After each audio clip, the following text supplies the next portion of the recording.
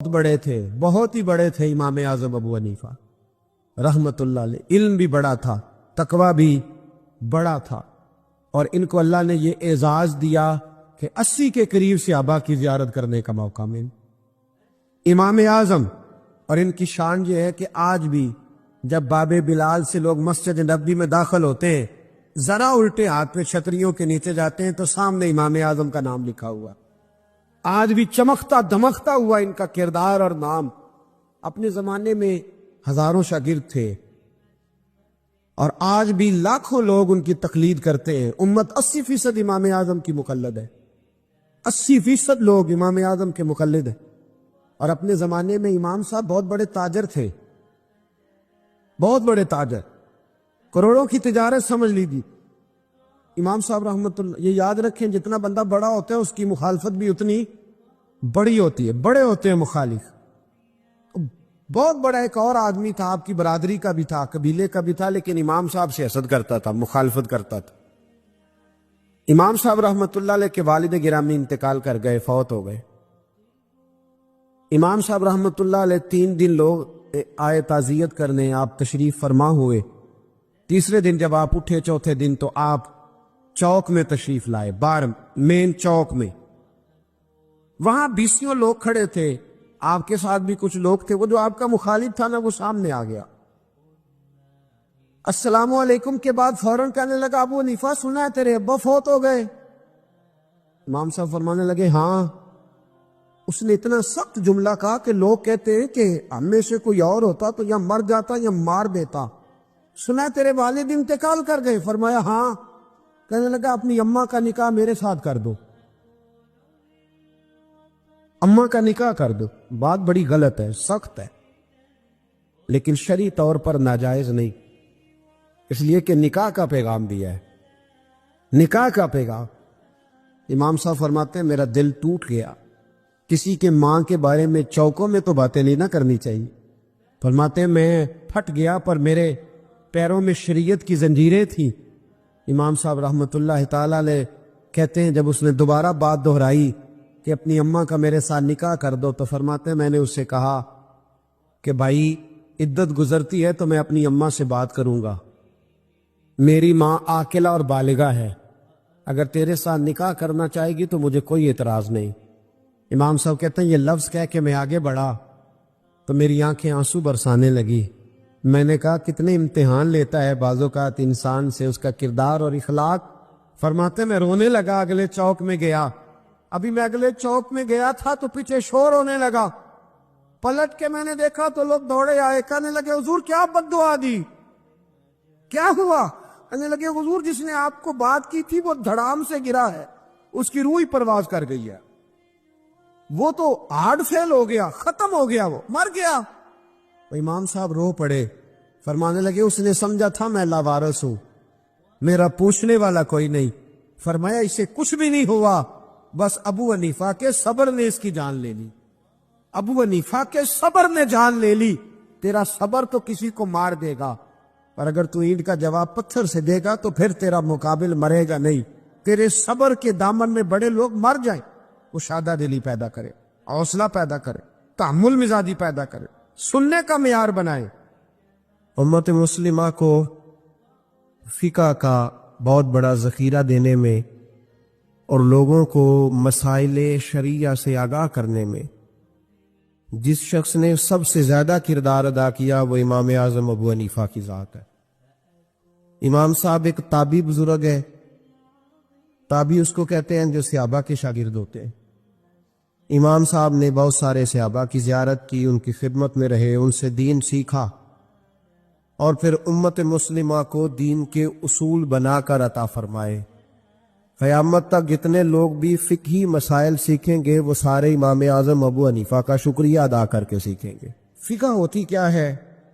قرآن پاک فرقان حمید میں اللہ نے فرمایا فَاسْأَلُوا أَهْلَ الذِّكْرِ إِن كُنتُمْ لَا تَعْلَمُونَ۔ فرمایا اگر تمہیں کسی بات کا علم نہ ہو تو اس سے پوچھ لیا کرو جسے اللہ نے علم عطا فرمایا ہے۔ تمہیں جب علم نہ ہو تو ان کے پاس جاؤ جنہیں اللہ نے علم دیا ہے۔ اس کا نام فقہ ہے۔ کسی عالم کی، کسی بزرگ کی تقلید کرنا، اس کے مقلد ہونے کا معنی یہ ہے کہ آپ کسی ایک شخصیت کے ایک بزرگ کے قول پر اعتبار کرتے ہوئے کہ اس کو دین کا علم زیادہ ہے تو جو بات وہ بتائے، چونکہ ہر آدمی یہ طاقت نہیں رکھتا کہ وہ سارے قرآن کا مطالعہ کرے، تفاسیر کا مطالعہ کرے، احادیث کا مطالعہ کرے، ان کی شرح دیکھے، صحابہ کرام کے اقوال دیکھے، صحابہ کا اس مسئلے میں کیا موقف تھا، کیا رائے تھی، ہر چیز کو پرکھے۔ ہر آدمی کے بس کی یہ بات نہیں ہوتی، تو اس کے لیے شریعت اسلامیہ کے قانون بنا دیا گیا کہ ایک امام کی تقلید کر لو۔ دلیل کیا ہے؟ نبی کریم سید عالم صلی اللہ علیہ وسلم نے حضرت معاذ ابن جبل رضی اللہ تعالیٰ عنہ کو یمن کا گورنر بنایا تھا۔ یہ بات آپ نے تھوڑا سمجھنی ہے، اس لیے کہ یہ ہمارے دور کا ایک نیا فتنہ ہے۔ لوگ کہتے ہیں میرے ایک ہاتھ میں قرآن ہے، ایک میں حدیث ہے، اور بندے بھی بڑی جلدی آ کے کہتے ہیں جی وہ فلاں آدمی تو قرآن اور حدیث کے بعد بات ہی نہیں کرتا، صرف قرآن اور صرف اس کے علاوہ تو بات ہی نہیں کرتا۔ ذرا ایک سوال کا جواب دیجئے، یہ جو بخاری شریف کی حدیث آپ کو بتائی جاتی ہے تو یہ ہمیں کس نے بتایا ہے کہ یہ نبی پاک کی حدیث ہے؟ جی امام بخاری نے۔ کس نے بتایا؟ تو اعتبار کس پر کیا آپ نے؟ جی یہاں تو کوئی بندہ کہے نا جی مجھے ڈائریکٹ نبی پاک نے بتایا ہے، پھر تو سمجھ میں آئی قرآن۔ اور تو جب تو امام بخاری پر اعتبار کر رہا ہے، وہ کہہ رہے ہیں یہ نبی پاک کی حدیث ہے، تو مان رہا ہے، تو پھر اعتبار کس پہ ہوا؟ بولے اس بات کو سمجھیں۔ لوگ آپ کو بڑا صاف ستھرا سا نعرہ دیتے ہیں صرف قرآن اور صرف حدیث، تو بھائی یہ بتاؤ چلے قرآن پاک تو اللہ کا کلام ہے، صحابہ نے ہم تک پہنچا دیا، تو حدیث کیسے آئی؟ ان لوگوں سے بگڑ کر ایک نیا فرقہ بن گیا، وہ کہتے ہیں اہل قرآن ہے، ہم حدیث بھی نہیں مانتے۔ چکڑالوی گروپ اس کو کہتے ہیں۔ وہ لاہور میں بھی کچھ طبقہ اس کا پایا جاتا ہے، وہ بگڑ گئے، وہ کہتے ہیں صرف قرآن پاک، حدیث تو اماموں نے بنائی ہے، اماموں نے لکھی ہے، ہم نہیں مانتے۔ تو ایسے نہ کرو بھائی، اس طرح تو سارا دین مشکوک ہو جائے۔ علم والوں کا رستہ ہمیں کس نے بتایا ہے؟ قرآن پاک میں۔ کس نے بتایا؟ اللہ نے کہا فَاسْأَلُوا أَهْلَ الذِّكْرِ إِن كُنتُمْ لَا تَعْلَمُونَ۔ اگر تمہیں کسی بات کا علم نہ ہو تو جس کو علم ہے اس سے جا کے، بھائی مجھے گاڑی نہیں چلانی آتی تو میں اب کہوں گا پہلے قرآن پاک سے مجھے نکال کے دو گاڑی، مجھے اللہ سکھائے چلانی۔ حدیث پاک میں پہلے لکھا ہو کہ گاڑی یہ اس کا نمبر ہو، فلانی علاقے کی بنی ہوئی ہے، میں کسی بندے سے سیکھ لوں یا مجھے حدیث پاک سے مل جائے گا۔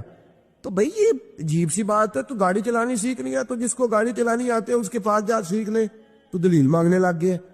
تو بھئی قرآن اور حدیث کا علم جس بندے کو زیادہ ہے اس سے اسپیشلسٹ کے پاس جائیں آپ، وہ آپ کو بتائے گا آپ نے کیا کرنا ہے، بات ختم ہو گئی۔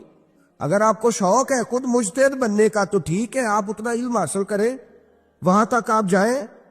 شیخ الاسلام خواجہ قمر الدین سیالوی رحمۃ اللہ تعالی علیہ، خواجہ صاحب کے پاس ایک شخص آیا، جا اللہ کرے یہ بات آپ کی سمجھ میں آ گئی تو بڑا فائدہ ہو جائے، بڑا فائدہ ہوگا یہ لفظ اگر آپ سمجھ گئے۔ اللہ کرے میری قوم سمجھدار ہو جائے، آمین تو کہنا۔ اللہ کرے سنی کو بھی کچھ سمجھ آنے لگ جائے۔ خواجہ صاحب کے پاس ایک بندہ آیا، کہنے لگا امام اعظم کی بات نہیں ماننی چاہیے،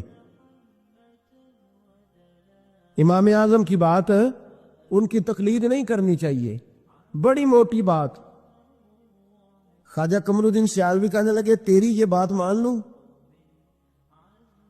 تیری بات کوئی نہیں سمجھ آئی آپ کو؟ کہنے لگا امام اعظم کی بات، آپ فرمانے لگے تیری یہ بات مان لوں؟ بندہ چپ کر گیا، کہنے لگا جی آپ نے کہا کیا؟ کہنے لگے تیرے جیسے فضول کی مانو اور امام اعظم ابو حنیفہ کی نہ مانو۔ فرمانے لگے تو خود اپنی تقلید کرا رہا ہے۔ خود ایک صاحب مجھے کہنے لگے جی ہم نہیں کسی کی مانتے، ہمارے مولوی صاحب کہتے ہیں صرف قرآن اور حدیث کی مانو۔ اور میں نے کہا تو مان اپنے مولوی صاحب کی رائے، ہمارے مولوی صاحب کہتے ہیں قرآن اور، تو میں نے کہا تو مولوی صاحب کی مان رہا ہے، قرآن حدیث کی کب مان رہا ہے؟ چھوڑ سارے کام، چل مدرسے داخل ہو، پہلے اصول سیکھ دین کے، پھر پورا دین پڑھ، اور پھر مجھے آ کے بتانا پورے دین میں سے کہ میں نے سیکھ لیا ہے، پھر میں مان لوں گا، ورنہ تو مولوی صاحب کی مان رہا ہے۔ تقلید تو کر ہی رہا ہے کسی نہ کسی شکل میں، تو ہم تقلید کیوں کرتے ہیں؟ سمجھے اس بات۔ نبی کریم علیہ السلام نے حضرت معاذ ابن جبل رضی اللہ تعالیٰ عنہ کو یمن کا گورنر بنایا۔ نبی پاک نے فرمایا معاذ تمہارے پاس لوگ اپنے مقدمے لے کے آئیں گے، کیسے فیصلہ کرو گے؟ عرض کی یا رسول اللہ صلی اللہ علیہ وسلم میں اللہ کا قرآن دے کے فیصلہ کروں گا۔ تو نبی پاک نے فرمایا اگر تجھے قرآن پاک سے نہ ملا تو اگر آپ غور سے سن رہے ہوتے تو آپ کو اس بات پہ اعتراض ہونا تھا جو میں نے کہا، اس پہ آپ کو اعتراض ہونا تھا اگر آپ غور سے میری بات سن رہے ہوتے۔ نبی پاک علیہ السلام نے یہ نہیں فرمایا کہ قرآن میں ہے نہیں، فرمایا اگر تجھے نہ ملا تو، لفظوں پہ غور کیا کرے، اگر تجھے نہ ملا تو یہ نہیں فرمایا کہ قرآن میں ہر مسئلے کا حل۔ حضرت سیدنا عبداللہ ابن عباس فرمایا کرتے تھے میرے اونٹ کی نکیل بھی گم ہو جائے تو میں قرآن پاک سے جا کے پوچھتا ہوں کہاں رکھی ہوئی ہے، اور مجھے قرآن پاک بتاتا ہے کہ فلانی جگہ۔ یہ نہیں کہ قرآن میں مسئلے کا حل موجود ہے، ہر آدمی کے پاس اتنی عقل نہیں ہوتی کہ مسئلے کا حل بتا سکے، عقل نہیں اتنی ہوتی، شعور نہیں ہوتا، بلکہ امام بخاری خود امام شافعی کے مقلد ہے۔ لو کر لو گل، بہت بڑے محدث ہیں اور خود مثال بیان کرتے ہیں۔ ہمارے بزرگ کہتے ہیں کہ جو پنساری ہوتا ہے نا، اس کے پاس جڑی بوٹیاں ساری ہوتی ہیں، اور اسے نسخے کا پتہ، کس جڑی بوٹی کو کس کے ساتھ ملائے، کس کو کس کے ساتھ رکھیں تو کیا نسخہ بنتا ہے، یہ پنساری کو پتہ، یہ حکیم کو پتہ ہوتا ہے۔ محدثین کہتے ہیں ہم نے حدیثیں ساری جمع کر دی ہیں، پر کس حدیث سے کیا مسئلہ نکلتا ہے یہ ہمیں نہیں پتا، یہ امام اعظم بتائیں گے، یہ امام شافعی بتائیں گے، یہ امام مالک بتائیں گے، یہ امام احمد بن حنبل بتائیں گے، وہ اسپیشلسٹ ہیں۔ ہم جمع کرنے والے ہیں، وہ حدیثیں سامنے رکھ کے امت کی رہنمائی کرنے والے۔ نبی پاک صلی اللہ تعالی علیہ وآلہ وسلم نے فرمایا معاذ تو جا رہا ہے، اگر تجھے وہ مسئلہ قرآن سے نہ ملا تو کیا کرے گا؟ عرض کی حضور قرآن سے نہ ملا تو آپ کی حدیث سے تلاش کر لوں گا۔ تو نبی پاک نے فرمایا اگر وہاں بھی تجھے نہ ملا تو، یہ نہیں کہ ہے نہیں، اگر تجھے نہ ملا تو، عرض کی یا رسول اللہ پھر میں قرآن اور حدیث کو سامنے رکھ کے اپنی رائے بیان کروں گا۔ تو نبی پاک نے ان کے سینے پہ ہاتھ پھیرا، فرمایا جا پھر اللہ تیری مدد کرے گا، اللہ تیری، یہ فقہ ہے، یہ اتنی سی فقہ ہے، اس کو سمجھ لے۔ ہر آدمی کو ہر شے نصیب۔ بابا فرید الدین گنجے شکر کے پاس بندہ آ گیا، اس نے کہا پرانا بخار ہے، جاتا کوئی نہیں۔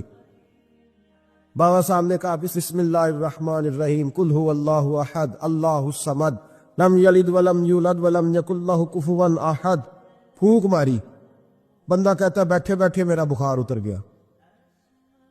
اس نے گاؤں جا کے اعلان کر دیا جس کا نہیں اترتا سارے ہی آ جاؤ، رش ہو گیا، پھونکیں بڑی نکلی، شفا کوئی نہیں۔ لوگوں نے پکڑ کے پھینٹی لگائی، انہوں نے کہا اتنی دور سے آئے ہیں اور تو اللہ کے بندے رام ایک کو بھی نہیں آیا۔ وہ بابا صاحب کے پاس آ گیا، کہنے لگا سورت اخلاص دو ہیں کہ ایک ہی ہے؟ بابا صاحب کہنے لگے بیٹے ایک ہی ہے۔ کہ حضرت جی آپ پھونک مارے تو بیٹھے بیٹھے بخار اتر جائے، میں نے 100 دفعہ پڑھی ہے، 100 پھونکے ماری ہے، ایک کا بھی نہیں نکلا، آپ کوئی اور والی پڑھتے؟ آپ فرمانے لگے سورت اخلاص ایک ہی ہے، پر منہ بھی تو فرید الدین کا چاہیے نا، منہ بھی تو۔ فرمایا مجھے اللہ تبارک و تعالیٰ نے توفیق دی ہے، میں نے کبھی غیبت نہیں کی، میں نے کبھی جھوٹ نہیں بولا، میں نے کبھی حرام نہیں کھایا، میں نے کبھی اپنی زبان سے کسی کا دل نہیں دکھایا۔